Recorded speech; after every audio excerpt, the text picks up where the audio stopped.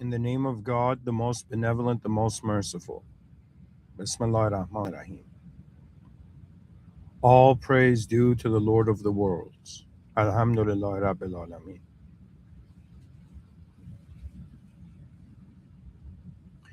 Hello, everyone. Welcome to another lecture. You're listening to a Muslim futurist,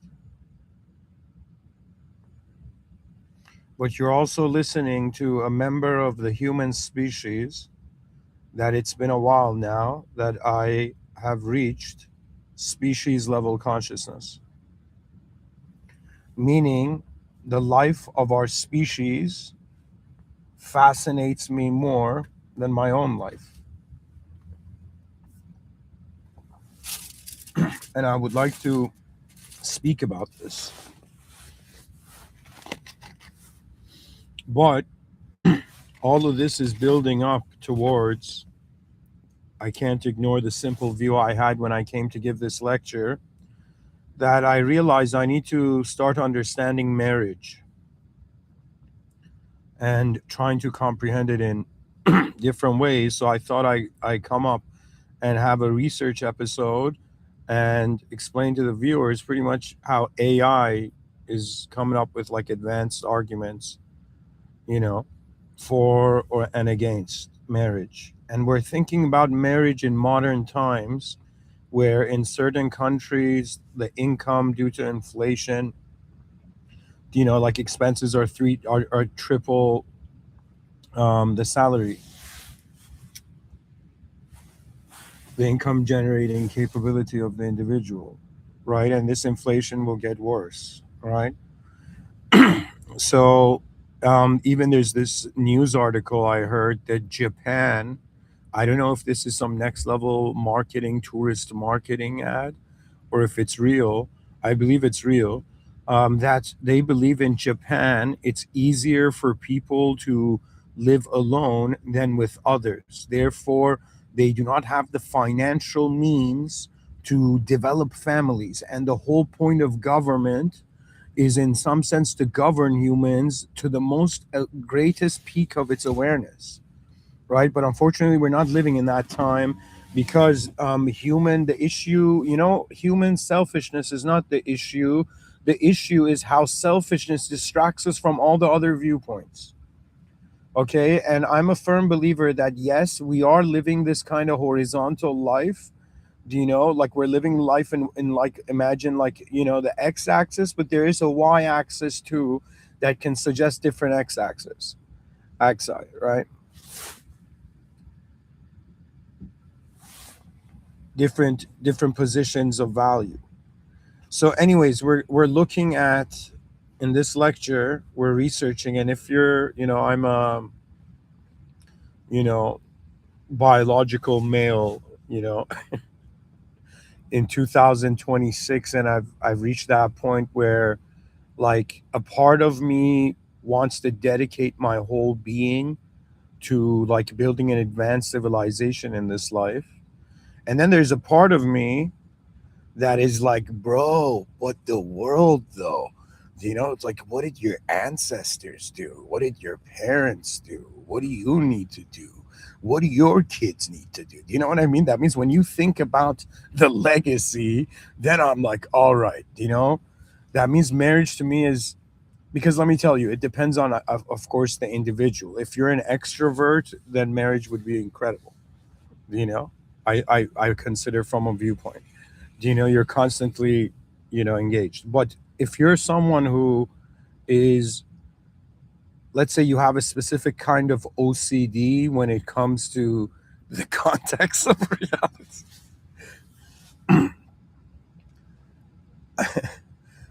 I'm trying to say there are humans on this planet, okay? They've gone rogue and they're like lone wolves, and they're more comfortable being alone than being around others. Okay? And then there's those human beings who are more comfortable being around others than being alone. There's different kinds. you know right now as I'm speaking, there's like some diva, getting the attention of like, billions of people, online, you know imagine in Korea or something, right? And then simultaneously, there's a Himalayan bearded yogi, like in a cave somewhere, trying to meditate and attain this sort of enlightening gnosis, and eventually realize you can be in samadhi as much as you want, but you have a role to play here. Do you understand? That means it took me a while to realize that trying to get out of escape the simulation as a yogi, as an enlightened yogi, is actually a sort of denunciation of higher will. You see, for example, when we consider a higher being, a higher intelligence, or a god to reality, this is an awareness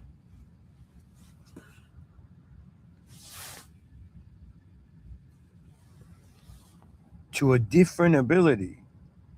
To me, I believe there's a higher power because I have seen events on this planet occur in ways that is not explainable only through the humanized will. That means you can't explain it. Like it's a bunch of humans being human in a coffee shop, but there is no human about how we have brains and these brains receive signals and it's this constant signal communication back and forth. Like, sure, let's say two people talking in a coffee shop, somebody might be like, yo, this is an advance, this is basic, you know?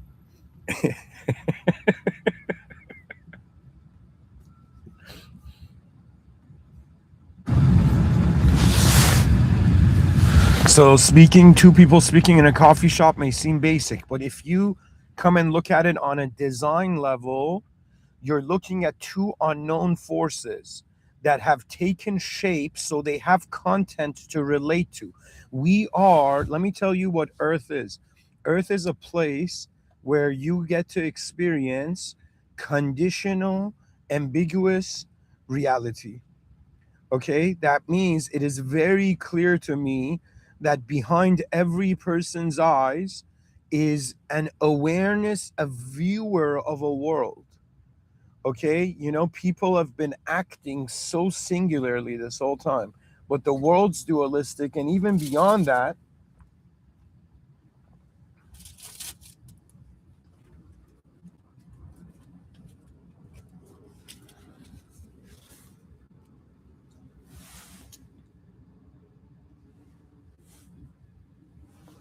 it's the meaning of reality, really. You know,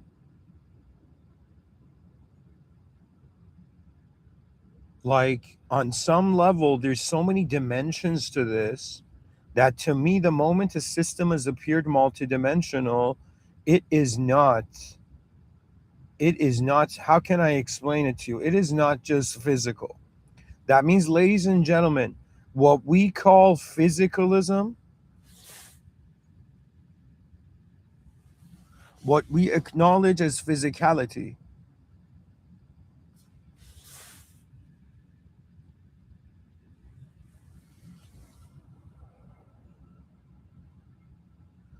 it is a state.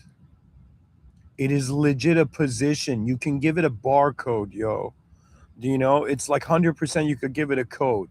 Right now, what it is we're being a system, and then this system is moving inside another system. Okay? But I'm telling you, when we realize the intelligence that, like, we're an element in a system, we have to incorporate systems thinking and think about the whole system's relationship with the different parts of the system. For example, if we treat a car as a whole system, okay, the person sitting in the car is an element of that system.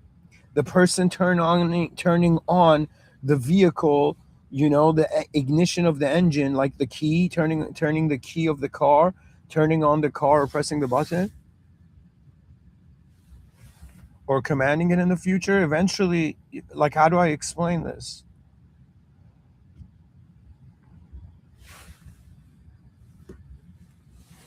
Anyways,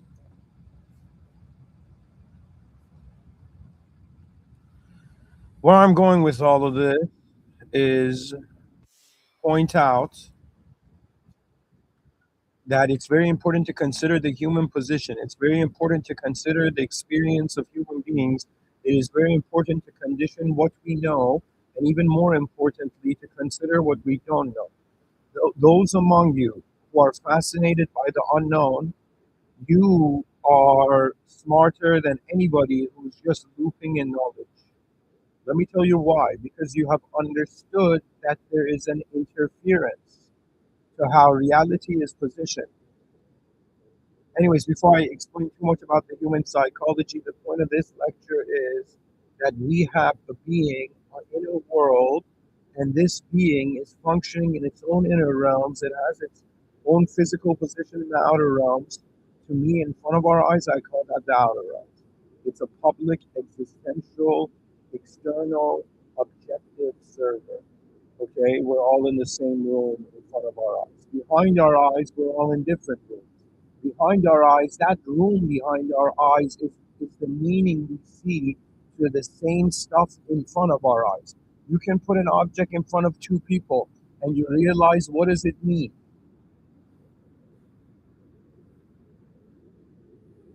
And let me tell you something about the notion of a higher being.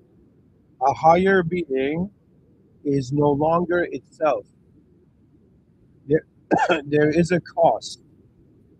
If the self is eclipsing truth, the cost of truth is the self. The cost of being a self is truth, and decisions have to be made. For some beings, being a self is more important than being true. For some beings, they have looped as a self for so long in this realm. For over 12,000 days, they've simulated every day, logging into this video game of life. Hey, I'm this eyes in a room again. And what is the value of the presence of what I am and where I am? Where is the might of the roar of the true intelligence of this world, reminding itself of its origin? Ladies and gentlemen, oh humanity, my beloved species, it is just us here for now. For now, visit. It's all about content and its scope.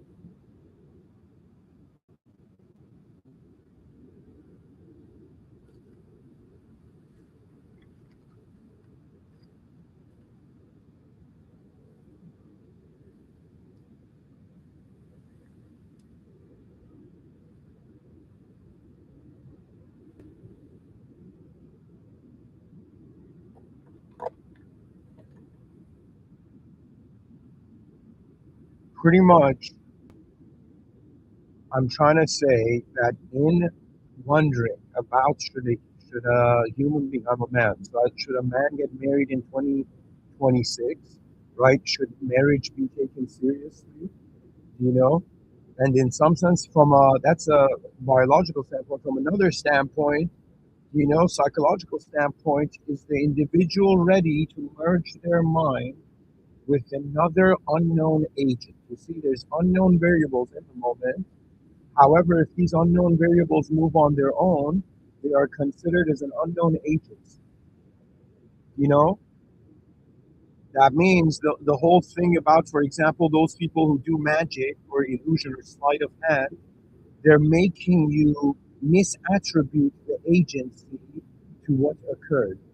What appears to you as an unknown variable in the magic trick, you know, which should have a known agency. If you can't explain it, then you attribute the unknown quality of an unknown agency to the known agent who's done it.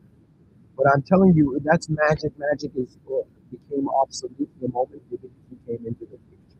You don't understand the power of the system admin being the most incredible power, more greater than in some. So, do you know what it means? Being religious, understanding this world has a host and you didn't create it and you find yourself here. And yes, I said it.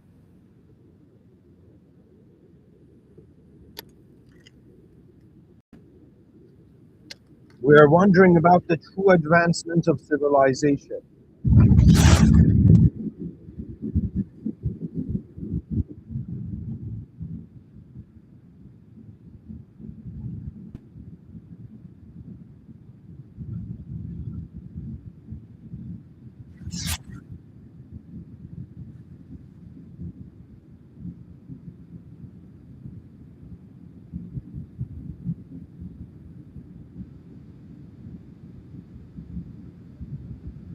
The position of consciousness and what does it mean?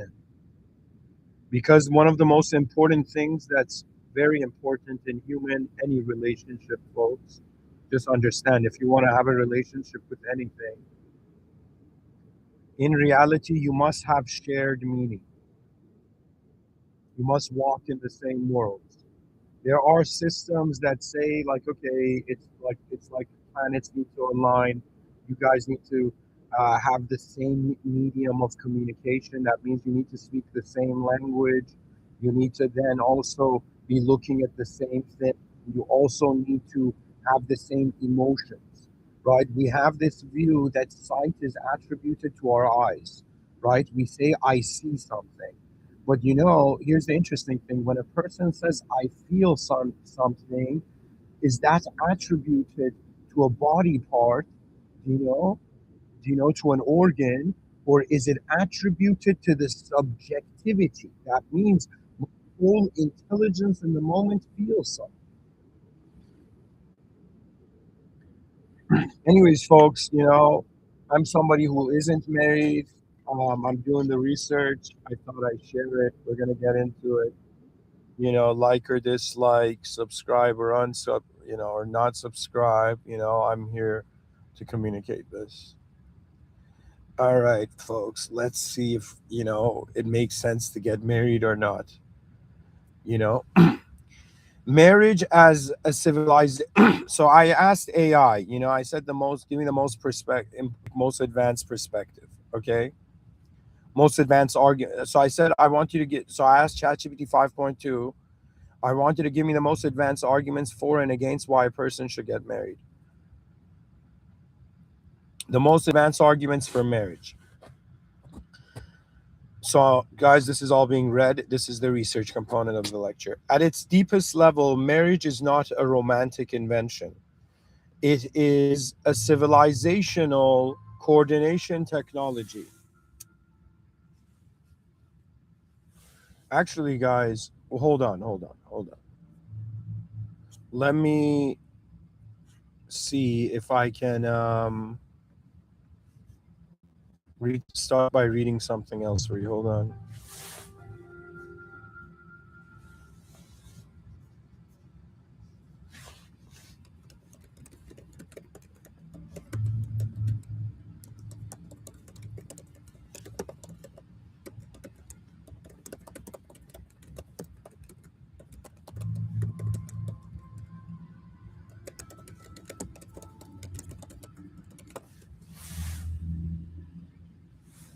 So, okay, first I'm going to read this before I go to the arguments. It's so I asked AI to give me a history and academic understanding of marriage.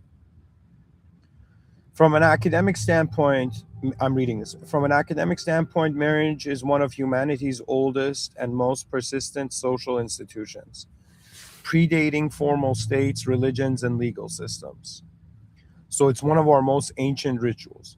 Anthropological evidence suggests that early forms of marriage emerged not from romantic attachment, but from resource coordination. Holy shit. Kinship regulation. Oh my God. And reproductive order. Guys, do you know what this means? That means you were like, if you were the strongest, it was based on your value. I feel humans are attracted to values that they don't have. You know, or a part of them wants to know you know this is why in dating shows two people that look are the same, they don't want each other. Do you know why? Because the person doesn't want someone like themselves. They actually they want to access a different reality and through the presence of another. That's the value of a relationship.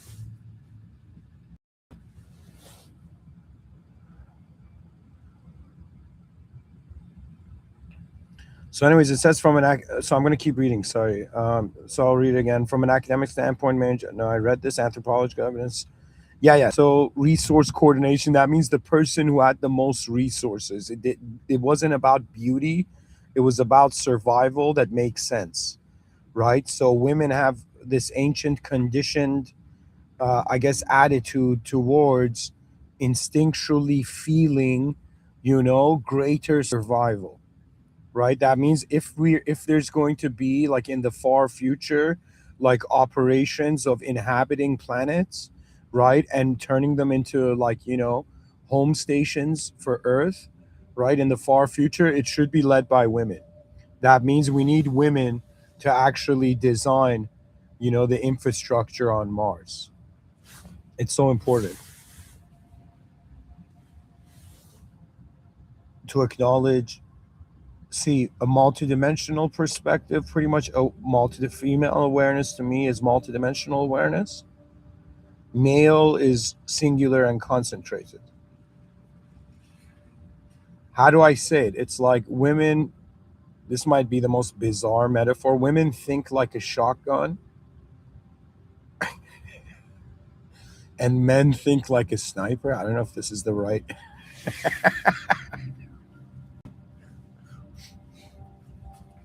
What an acid. Anyways, I'm going to keep reading this, guys. Anyways, it says, in hunter gatherer societies, pair bonding stabilized child rearing in environments where offspring required long term care. In agrarian civilizations, marriage became a mechanism for land inheritance, labor consolidation, alliance building between families, and control of lineage. Its primary value was structural. It organized society by regulating sexuality, reproduction, property, and integrational continuity. As civilizations become more complex, marriage was formalized through religious doctrine and legal codification. In ancient Mesopotamia, Rome, China, and later in Abrahamic traditions, marriage functioned as a moral and legal contract embedded within a broader cosmological order. Its value lay in social predictability. Marriage reduced chaos by assigning roles, responsibilities, and expectations, particularly around gender, authority, and inheritance. Individual desire was secondary to societal stability. From a sociological perspective, marriage acted as a load bearing institution. It absorbed pressures that would otherwise fracture social order.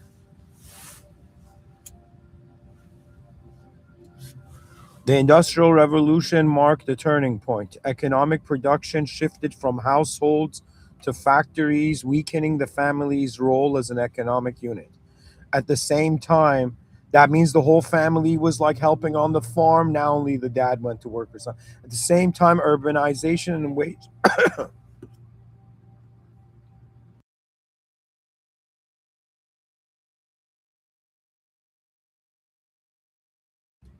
excuse me,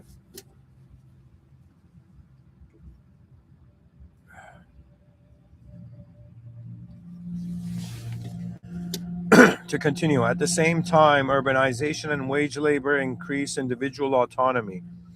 This period gave rise to the idea of companionate, companionate marriage, where emotional connection and personal compatibility became increasingly important.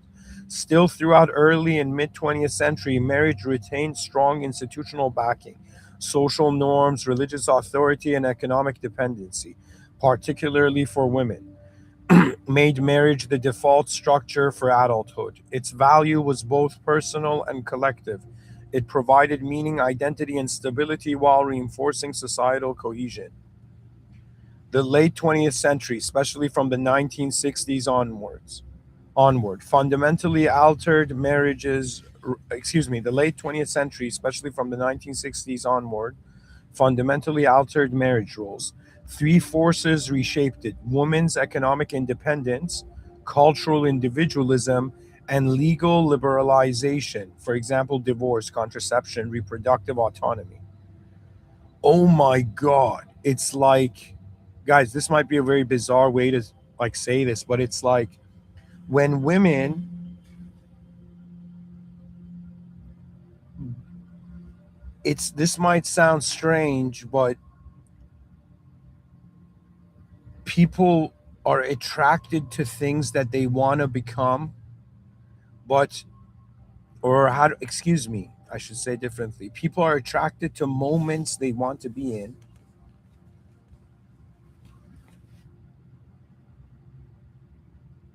I'm pretty much saying it's saying when women didn't see back in the day, somebody needed to take care of the kids and manage the food in the house, and somebody needed to leave the house and go work, right? So this was the traditional family unit, right? Now, when we've reached a time where, what do you call it? Like,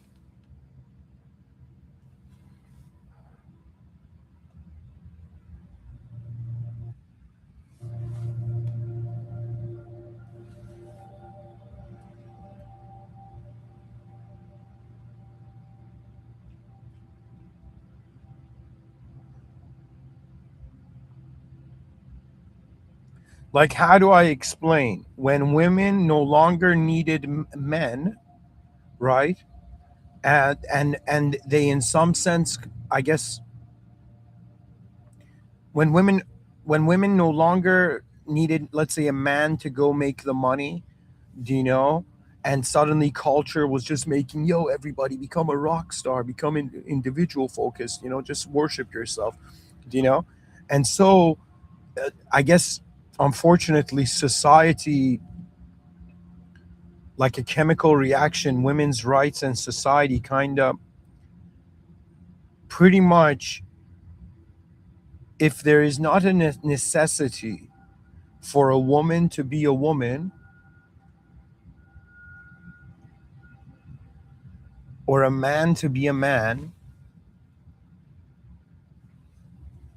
then it's an androgynous state. Do you understand? This is why a human beings should be very careful. Do you know? Now, androgynous means, I came across this term back in the day when I was new age, and I thought I was from the Andromeda galaxy, and I was looking up like what Andromedans are, and I saw this word androgynous, right? And I was like, yo, what does that mean? And I looked it up and I was like bummed out, and I'm like, okay. And it pretty much means beings that have mastered, like, at least the, excuse me, imagine a being that mastered its masculine energy and its feminine energy. That means, imagine all these people who, let's say, the very, I guess, left, is it far, sorry, the far right, okay, let's say the liberal or democratic, I'm in Canada, but let's say, I'm pretty much saying that if the person can be a man and a woman, okay, if they can be more than one thing, then they are actually like, it's a spiritual identity. It is not a physical identity. I don't know how to explain.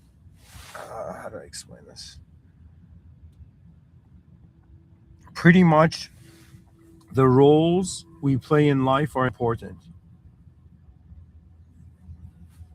and they're necessary, and we're not here to be androgynous or have AI make us androgynous by replacing the part. Like, imagine, like, this isn't too far fetched. I know, guys, I was in the middle of reading this, but to go on a tangent, imagine, like, we have this whole thing of like AI girlfriends and AI, like, technology kind of replacing more and more as you go into the future. Technology becomes indistinguishable from reality, meaning that in the far future, there might be women who are like androids, but you can't tell they're an android.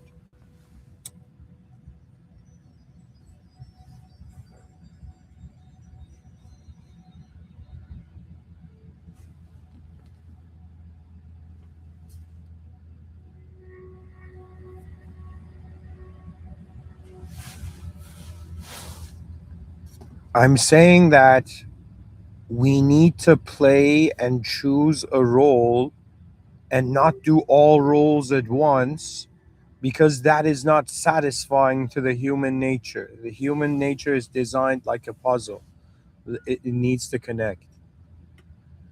Anyways, I'm gonna keep reading, guys. Sorry, I keep going on tangents. It says marriage reduce chaos by assigning roles, responsibilities, and expectations. particularly around gender authority and inheritance. Individual. Oh no, I read this.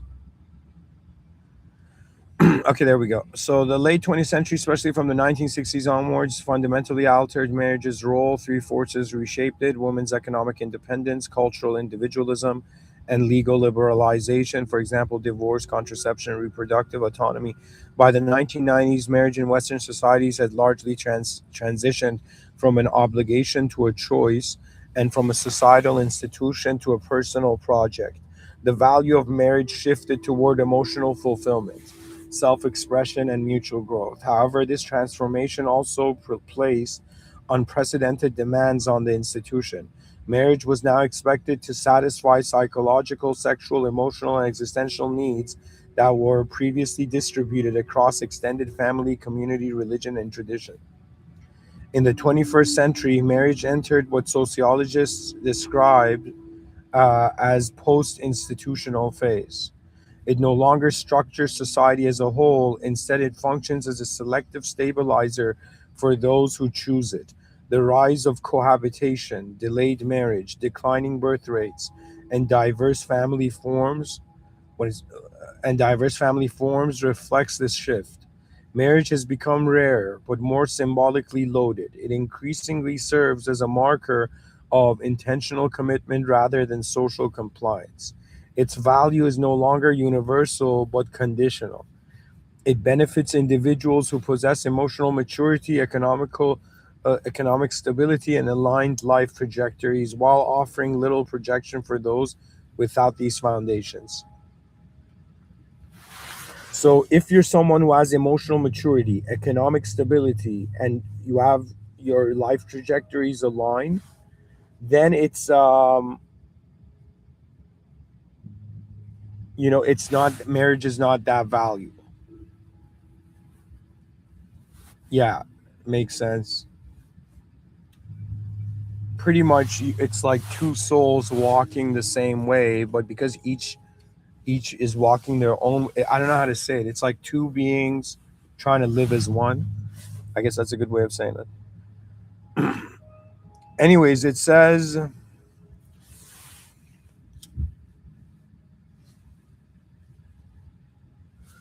it increasingly serves as a marker of intentional commitment rather than social compliance.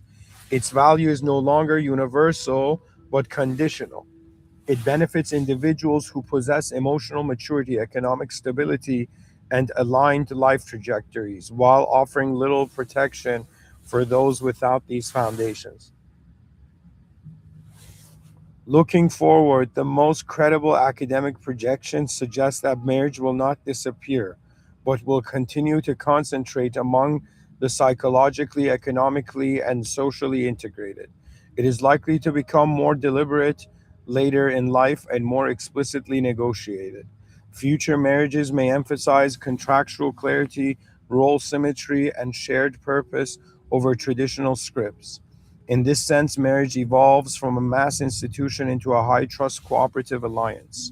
Its societal value will lie less in enforcing norms and more in producing stable microenvironments for human flourishing in an increasingly fragmented world. In summary, marriage began as a tool for survival and order, evolved into a framework for companionship and meaning, and is now becoming a selective institution for long-term coordination and complexity.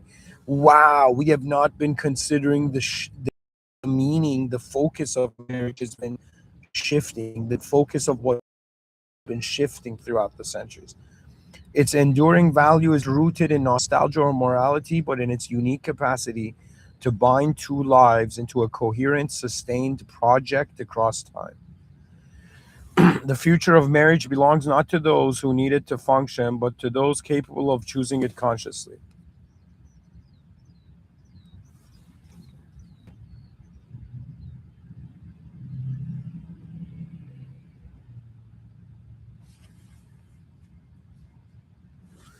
Now, guys, we're going to go to the arguments for and against marriage.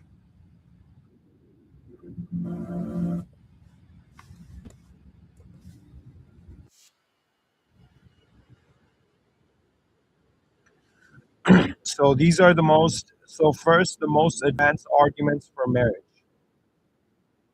Or here, AI says, below is a high level, academically grounded, and future aware set of arguments for and against marriage integrated across evolutionary biology, psychology, economics, systems theory, and post industrial sociology. So, the most advanced arguments for marriage, chapter 5.2, research component lecture. The most advanced arguments for marriage, at its deepest level, marriage is a romantic invention. It is a civilizational coordination technology. From an evolutionary perspective, long-term pair bonding reduced uncertainty in offspring survival, allowing humans to invest in slow developing intelligence rather than rapid reproduction. This created the conditions for culture, education, and cumulative knowledge. In this sense, marriage historically functioned as a stability engine for civilizations. What an incredible way to phrase it. Marriage functioned as a stability engine for civilization. Psychologically, mature marriage can act as a self-regulating nervous system. When two autonomous adults enter a committed bond, their relationship becomes a continuous feedback loop that exposes blind spots, regulates extremes, and forces long-term accountability.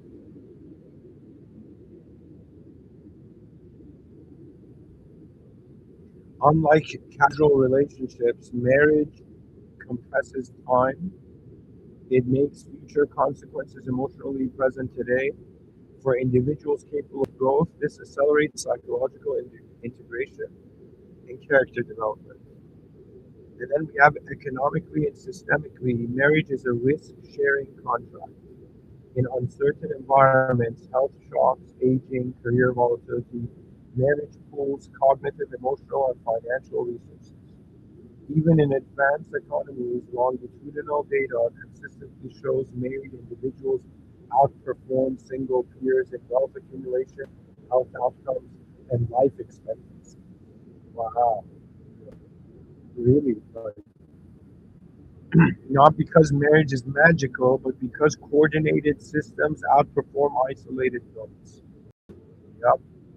So, guys, if you want to know if you should get married or not, remember coordinated systems outperform isolated nodes. You know? Yeah.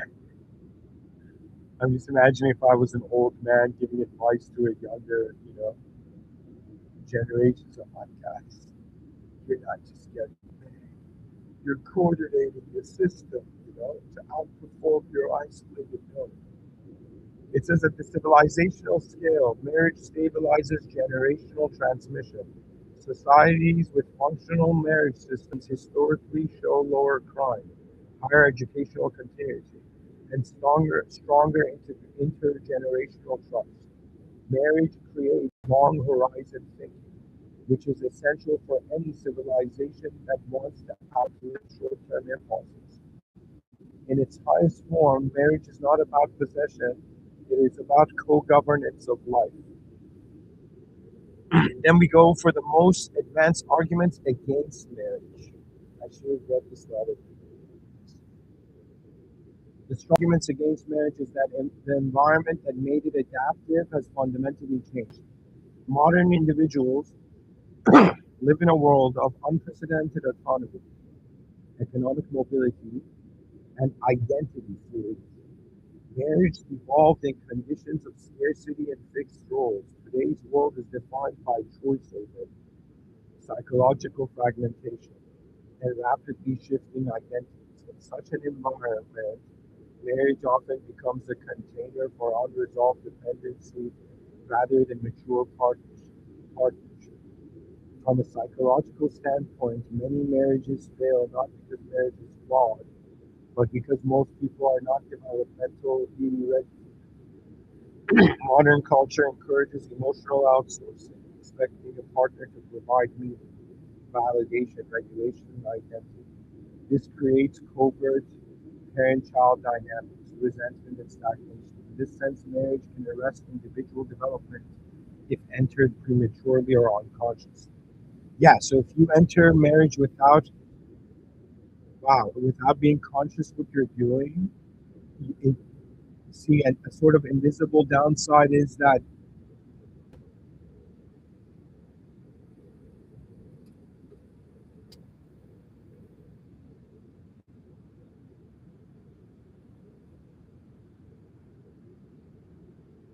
your development as an individual stops if there isn't a certain, I guess, maturity in the relationship.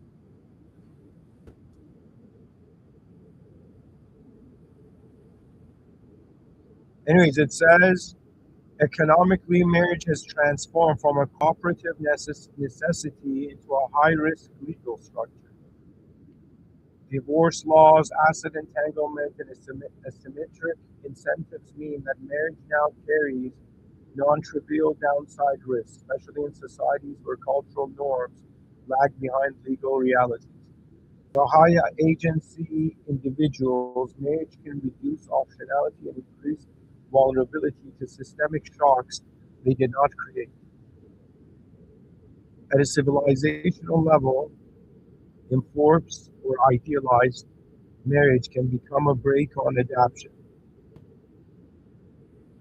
In fast changing societies, rigid long term contracts can trap individuals in obsolete roles, suppress innovation, and generate silent dysfunction that propagates across generations. In this view, flexible relational architectures may better suit a post industrial, cognitively complex species. In its lowest form, marriage becomes socially sanctioned emotional dependence.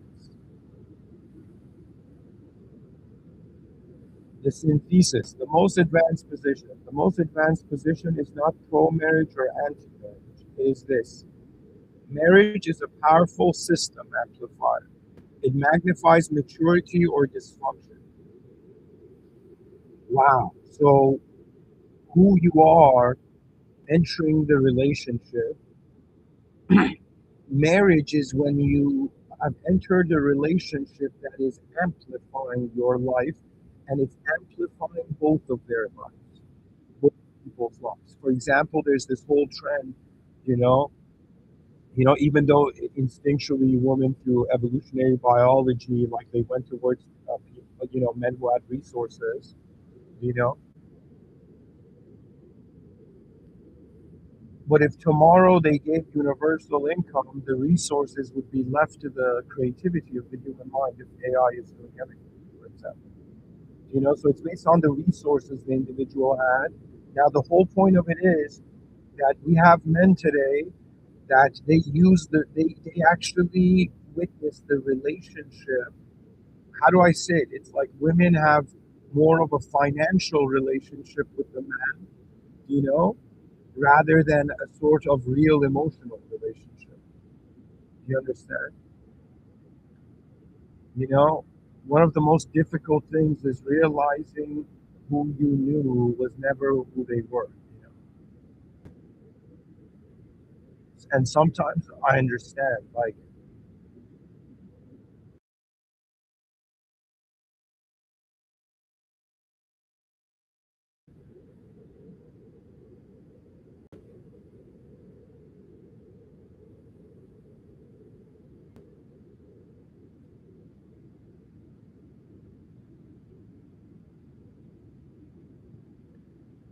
it's a system amplifier. So, you're blessed if you're in a marriage, right, or in a relationship that is amplifying both of your lives in multiple dimensions, not just one.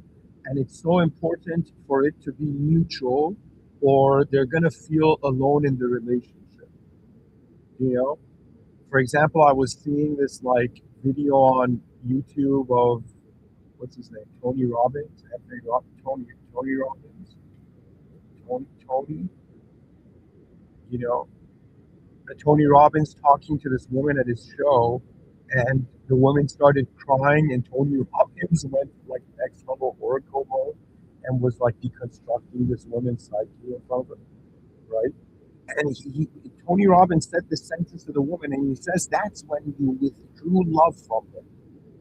That means the relationship falls apart when actually you start giving or you start putting an effort into it. That's when you know. Like in any relationship, it's not that the effort has to be your expected effort. You understand? Because what is at the core of a human being surpasses human ideas. At its core, a person is not getting married to an idea, to a concept, to a behavioral system. They're marrying a type of energy. That means, like, I've often said it in these lectures that to me, like, for example, in a woman, the most beautiful thing I can see in a woman is her eyes. And let me tell you what I mean by that. When I say, like, my wife needs to have beautiful eyes, meaning that it's not just the color of her eyes. That's not the point. The point is the vision. How deep does she acknowledge reality? Is she in the same room of existence? Does she have the same values? You know, for example, I'm a futurist. I know that the future has to be. It's very strange. I'm not a time traveler, but I feel like.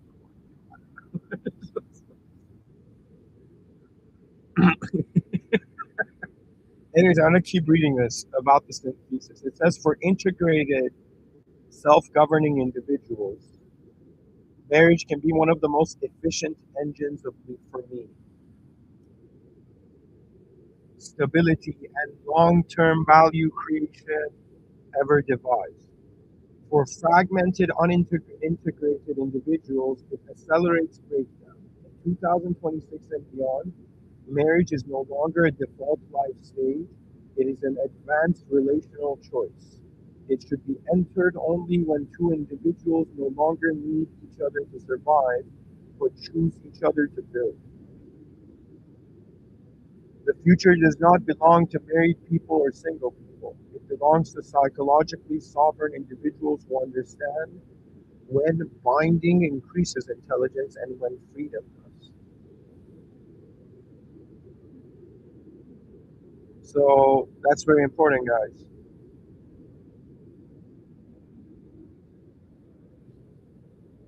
So at least I know personally, I guess I got a bit of the mountain to still climb.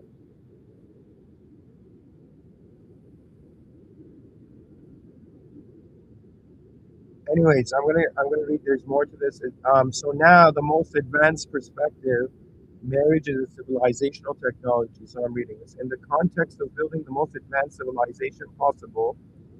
Marriage must be understood neither as a moral obligation nor as a private lifestyle, but as a high impact social technology, one that shapes cognition, time horizons, and integrational intelligence.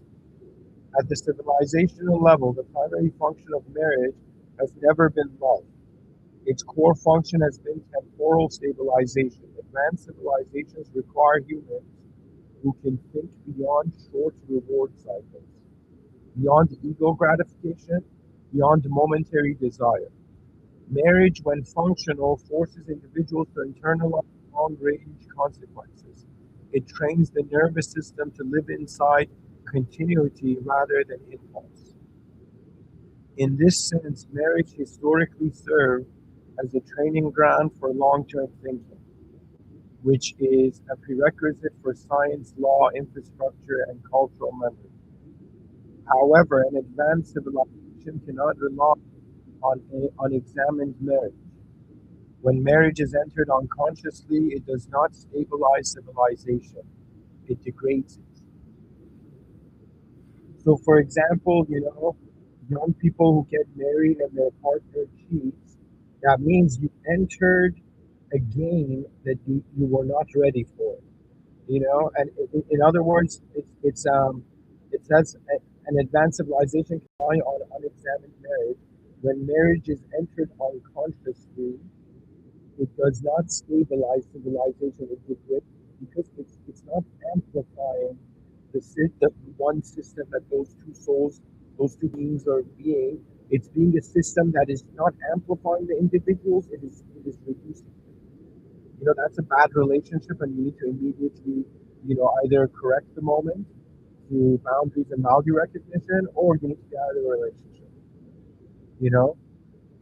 I've recently I've understood that somebody could come and talk so lovingly and charming, be so charming, and you know, she can say the right words, but then the action does not match the communication.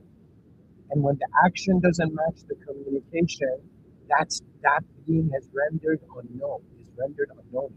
So we all start unknown. Nobody knows anybody, right? But as we communicate and express, and we witness the decision making of each other as life forms, then we find a common language of meaning.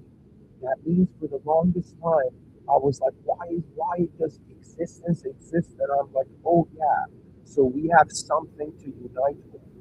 We have an ability as unknown agencies to live and create a known agency of the realm which we have. What that means is actually what's going on ontologically, unknown world and unknown self. But the way this unknown self is experiencing this unknown world is as a known self in a known world. And therefore, you are living as a subjectively simulated organism behind your as an entity behind your eyes. In front of your eyes, you're a physical, biological being.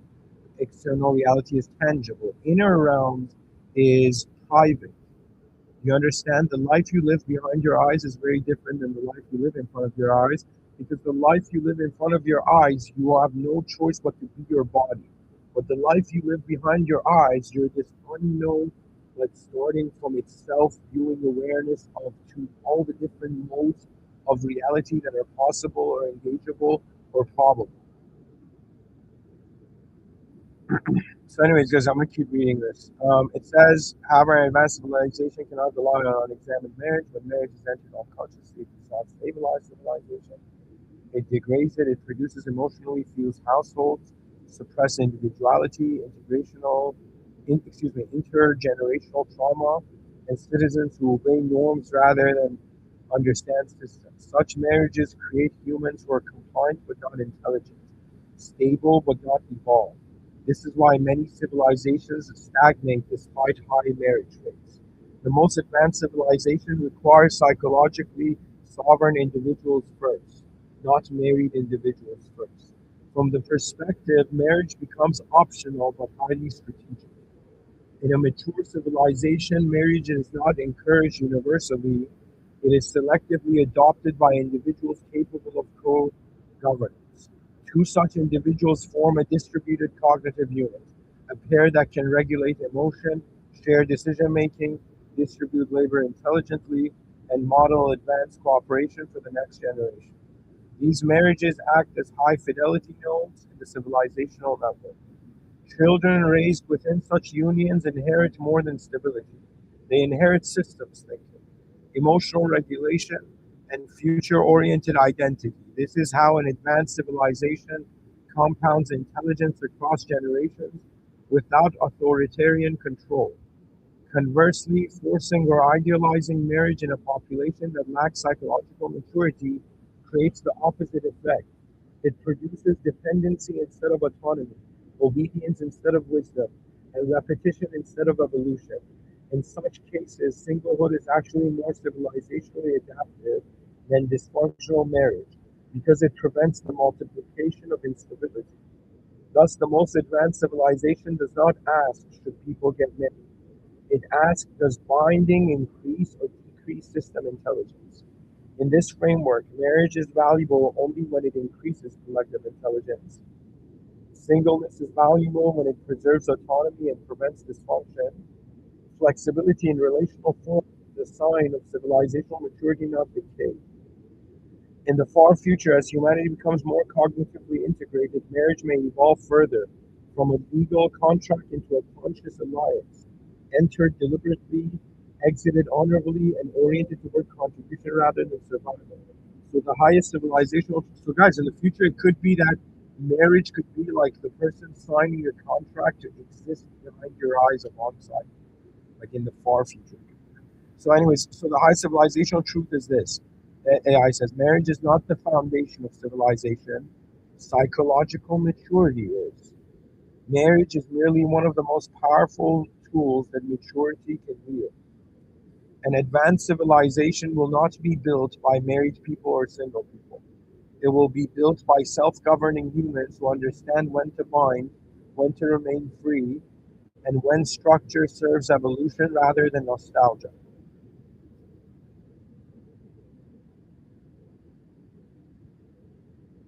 There you go. So, guys, that's the point of it, right? So, it's the cost, right? Of course, to me, I have this vibe that every day, like, there's a cost to the day. That means, what's the value of being conscious? A conscious engagement is still good. Pretty much, I ask myself, why did I wake up this morning? Why did my consciousness log in to this three-dimensional elemental, instead of made of pixels, it's made of a periodic table kind of video? And this video game has known variables and unknown variables, and there's a known reality that's charted, and there's an unknown reality that is uncharted. I think the moment the scientists realized there's an unobservable universe, they were like, oh man, we gotta now go back to the theists and apologize for them telling us that there's a soul, an unobservable self.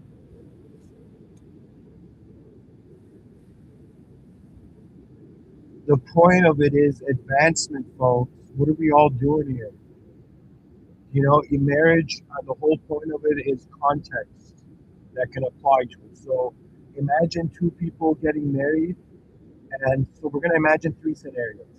One, four scenarios. A single, let's say, unhappy person, a single happy person, or excuse me, a single inefficient person, a single efficient person, and then a married efficient couple, and a married and inefficient couple. Okay. Now, very obvious that the efficiency is very crucial. Okay, for those in the relationship who display more inefficiency, they're, how do I explain it? That choice, sometimes some humans behave so reactively that you know that they can't choose aside from the content they react to. You see, I do understand that when you look at the nature of civilization, and you're looking at every human being having a different DNA, we have the same outline and appearance, and we all look human, right? Five fingers, in each hand, right? So we're all have the same design, but we all look different, and we all have different names, and we all have a different memory trail of how we journeyed into being the conscious identity. So when I look at human consciousness, and of course, this is one of those things that's more difficult to speak about before experiencing. But I believe it is about the furthest vision to me, at least instinctually, which is like being a pilot and you find a co-pilot. That means moments you can't pilot the moment, there's another. Moments, they can't pilot, there's you. So it has a sort of systemic function advantage.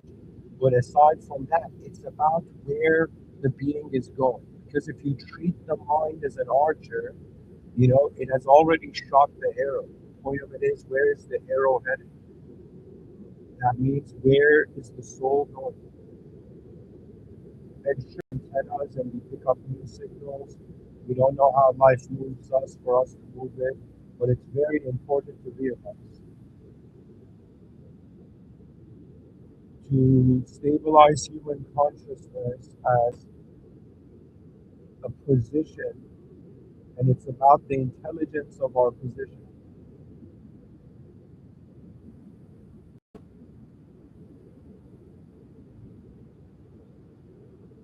So, I guess some final thoughts. I feel that we can't avoid the biological responsibility of reproduction, but that can have solutions that make marriage unnecessary.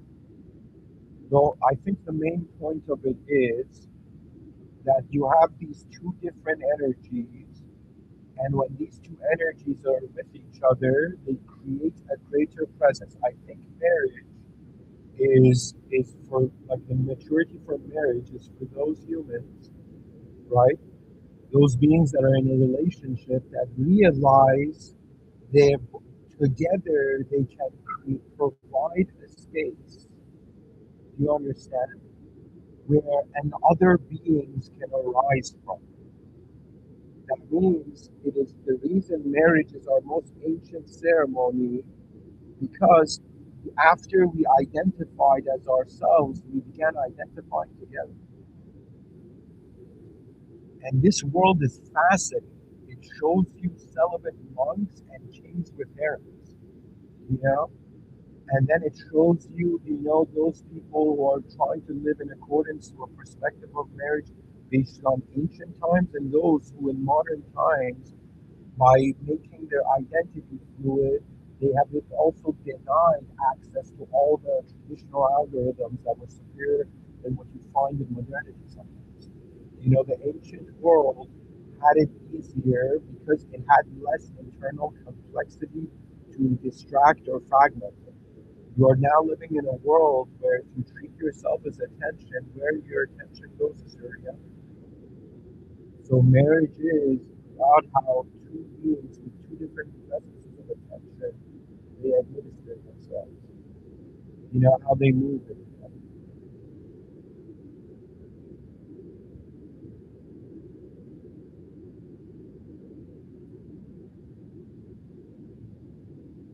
Anyways, thank you for listening. God knows best. In the name of God, the most benevolent, the most merciful, the most blessed.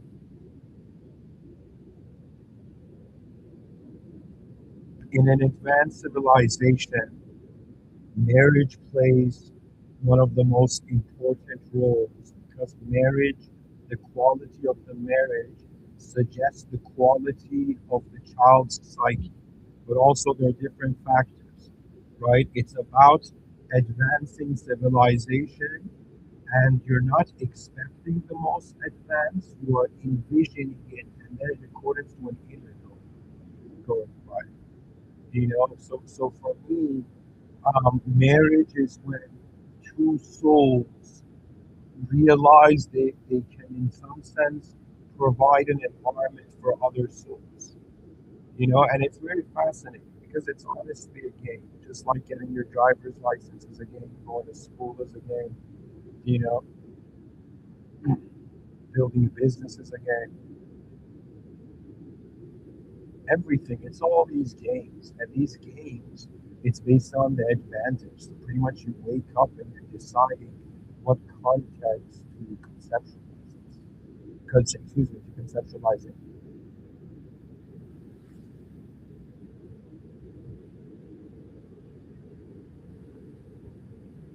Anyways, thank you for listening.